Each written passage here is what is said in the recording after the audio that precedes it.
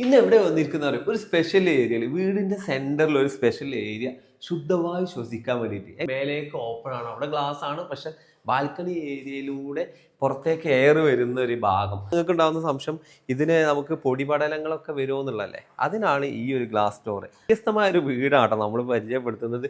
ഈ വീടിന്റെ അകത്ത് ഇനിയുള്ള കാഴ്ച പറഞ്ഞാൽ ഫുൾ ഓപ്പൺ സ്പേസ്. ഈ കാണുന്ന നേരെ എൻ്റർ ചെയ്യുന്ന ഹാളിലേക്കാണ്.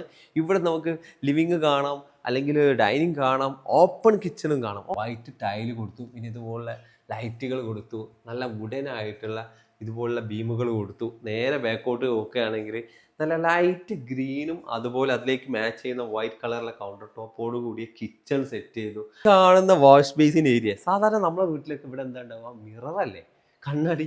ഇവിടെ ആ കണ്ണാടിക്ക് പകരം നാച്ചുറൽ വ്യൂ ആണ്, പ്ലാന്റ്സ് ഒക്കെ കാണാൻ പറ്റുന്ന ഒരു വ്യൂ ആണ് പ്ലേസ് ചെയ്തിട്ടുള്ളത്. ഇതിലേക്ക് വരികയാണെങ്കിൽ ഈ ലൈറ്റ് കണ്ടില്ലേ, എവിടുന്നാ വരുന്ന നോക്കി, ഏറ്റവും ടോപ്പ് നിന്നാണ് ഈ ലൈറ്റിൻ്റെ സ്റ്റാർട്ടിങ് പോലും. ആ രീതിയിലാണ് ഡിസൈൻ ചെയ്ത് 6 പേർക്ക് സുന്ദരമായിട്ട് ഭക്ഷണം കഴിക്കാം. ഇതാ ഇങ്ങോട്ട് ഇറങ്ങുകയാണെങ്കിൽ നമ്മളിപ്പം നിന്നിരുന്ന സ്ഥലത്ത് ടൈൽ 6x4 നല്ല അപ്പോക്സി കൊടുത്ത് ചെയ്ത ടൈലാണ്, പക്ഷേ ടൈലുകൾ 2x2 ടൈലുകൾ കൊടുത്താണ് ഭംഗിയാക്കിയിട്ടുള്ളത്. അതുപോലെ തന്നെ ഒരു ടി വി ഏരിയ എന്ന് പറഞ്ഞാൽ ഇതാണ് ടി വി ഏരിയ. എന്താല്ലേ ഭംഗി. ഇതൊക്കെ ചാർക്കോൾ പാനലുകളാട്ടോ.